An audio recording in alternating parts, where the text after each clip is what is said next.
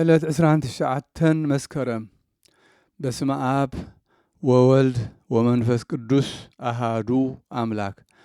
ዕለት 29 መስከረም በዛ ዕለት እዚኣ ንጎይታናን መድኃኒናን ኢየሱስ ክርስቶስ መዘክርታ በዓል ልደቱ ካብ እግዝእትነ ቅድስት ድንግል ማርያም እዩ። ሳህሉን ምሕረቱን ምሳና ይኹን ዘለዓለመ ዓለም አሜን። ሰላም ለልደትከ ለልደተ ጽጌ አምሳሉ እንበለ ነቃማይ ትስተይ ወጠለ ሰማያት ዘላዕሉ ኢየሱስ ክርስቶስ አምላክን አሃዝየ ኩሉ መልአ ምድረ ለልደትከ ሰላሙ ወሳህሉ እስከነ አንበሳ ወላህም ህቡረ ወአሉ።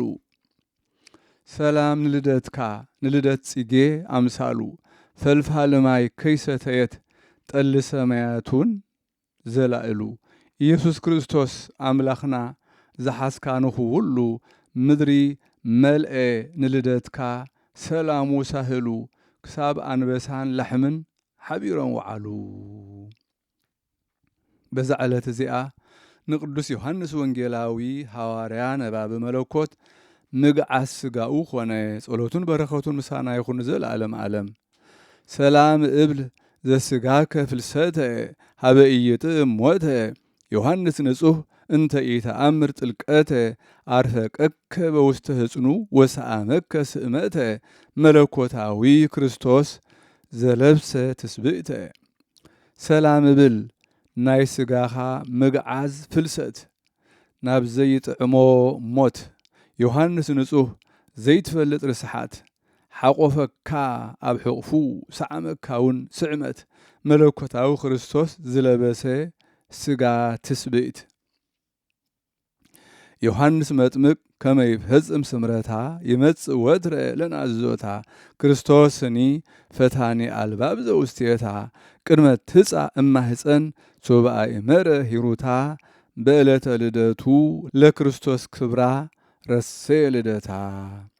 ዮሐንስ መጥምቅ ንኽፍጽም ድልየታ ኩሉ ጊዜ ይመጽእ ንናዝዞታ ክርስቶስውን መርማረ ልቢ ኣብ ውሽጣ ካብ ማህፀን ከይወፀት ምስ ፈለጠ ሕያውነታ ንክርስቶስ ክብራ ኣብ ዕለተ ልደቱ ገበሮ ልደታ። ካህን ዲበ ምስዋዕ ጊዜ ይፈትት ቁርባነ አምላክ ወትረ ይትረአይ ከዊነ ለክርስቶስ ክብራ ከመነስአት ኪዳነ ሶበት ወርድ በስጋ ከመታውፅእ ሃጣአነ ትደንግጽ ሲኦል ወቱ ፍጡነ። ካህን ኣብ መሰዊኢ ክፍትት ከሎ ቁርባን ኩሉ ጊዜ ኣምላኽ ከም ዝረአያ ትኸውን።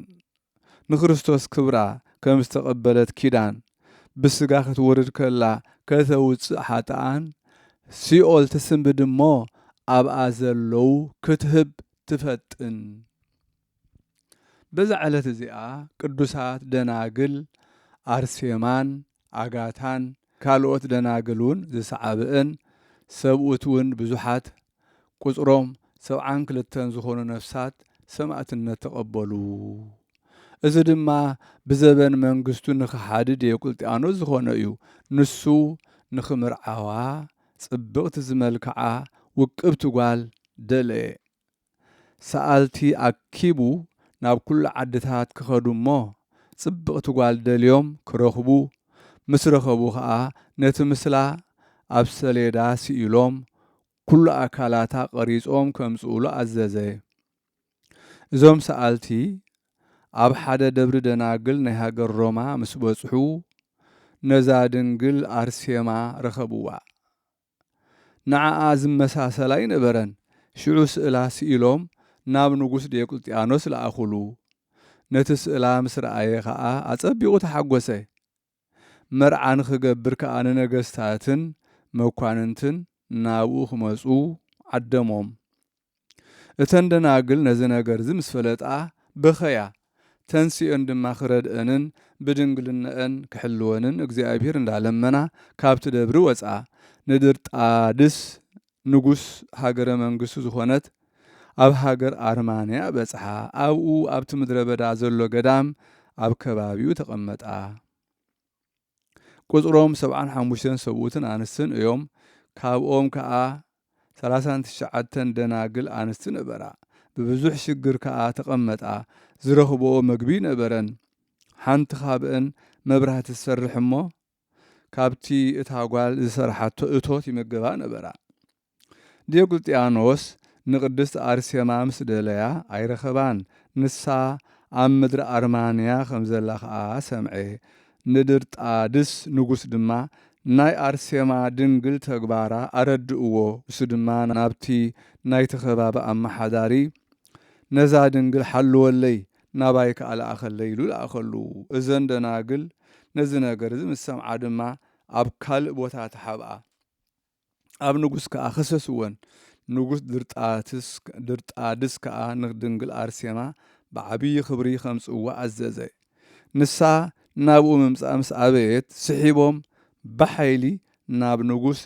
ድርጣድስ ኣብፅሕዋ ንቅድስቲ አርሴማ መልክዓ ጽባቅያ ምስ ረኣየ ድንግልናኣ ከራክሳ ደለየ ክዕገሳ ኣይከኣለን እታ እመምኔት ኣጋታ ከዓ ተዓግሳ ትምህራ ነበረት ኣስተውዕሊ ተጠንቀቂ እዚ ርኩስ ከይርክሰኪ ንስኺ ንሰማያዊ መርዓዊ እሱ ድማ ወዲ እግዚኣብሔር ኢየሱስ ክርስቶስ ተሓፂኺ ኢኺ ትብላ ነበረት ሽዑ ብድድ ኢሉ ኣብ ቅድሚ እኩብ ህዝቢ ንቅድስቲ አርሴማ ሓዛ ጎይታና ድማ ሓይሊ ሂቡ ኣብ ልዕሊ ድርጣድስ ኣጽንዓሞ ነድሕሪት ገጹ ጻሕ ሓቢላ ኣውደቐቶ ንሱ ግና ኣብ ኩናት ጽኑዕን ኣዝዩ ብርቱዕን ተባሂሉ ዝፍለጥ ዝነበረ እዩ ሽዑ ዝንጉስ ብአርሴማ ድንግል ስለ ዝተሰነፈ ሓፈረ ንቅድስቲ አርሴማ ከዓ ርእሳ ክስይፍዋ ኣዘዘ ወተሃደራት መጺኦም ንቅድስቲ አርሴማ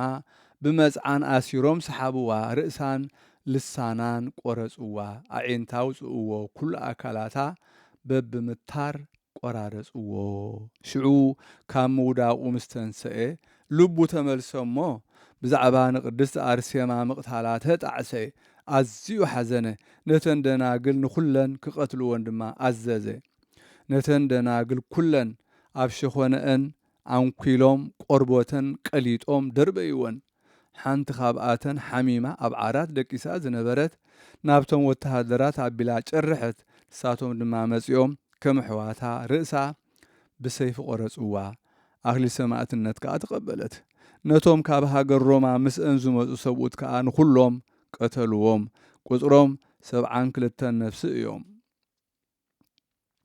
ስጋኦም ከዓ ኣብ ልዕሊ እቲ ደብሪ ተደርበየ ድሕሪ ዕረፍቲ ናይዞም ሰማዕታት ኣብቲ ንጉስ ዝሳቅዮ ሰይጣን ተጻዕኖ ጎይታና ናብ ምስሊ መፍለስ ለወጦ ቅዱስ ጎርጎርዮስ ካብቲ ተደርቢዎ ዝነበረ ዒላ ክሳብ ዝወፅእ ናብ በረኻ ኸይዱ ምስ ኣራዊት ተቐመጠ ንቅዱስ ጎርጎርዮስ ካብቲ ዒላ ምስ ኣውፅእዎ ድማ ጸልዩ ኣሕወዮ ማለት ናብ ባህሪ ሰብ መለሶ ድሕሪዚ ጎይታና ኢየሱስ ክርስቶስ ኣመነ ናይቶም ቅዱሳን ኣዕጽም ተኣኪቡ ከዓ ኣብ ጽቡቕ ቦታ ኣቐመጦ ድሕሪ ዘበን ስደት ጽብቕቲ ቤተ ክርስቲያን ተሃንጸትሎም ስጋኦም ከዓ በኣንበርዎ ካብኣቶም ከዓ ተኣምራትን መንክራትን ተራእየ ጸሎቶምን በረኸቶምን ምሳና ይኹን ዘለዓለመ ዓለም ኣሚን በጾታ ህሩያን እደው እንተ ትነብር ጾታ እንበለ ትፍሪሂ ምንተ ብልሃ ኩያንው ወፅእዳዊ ወልታ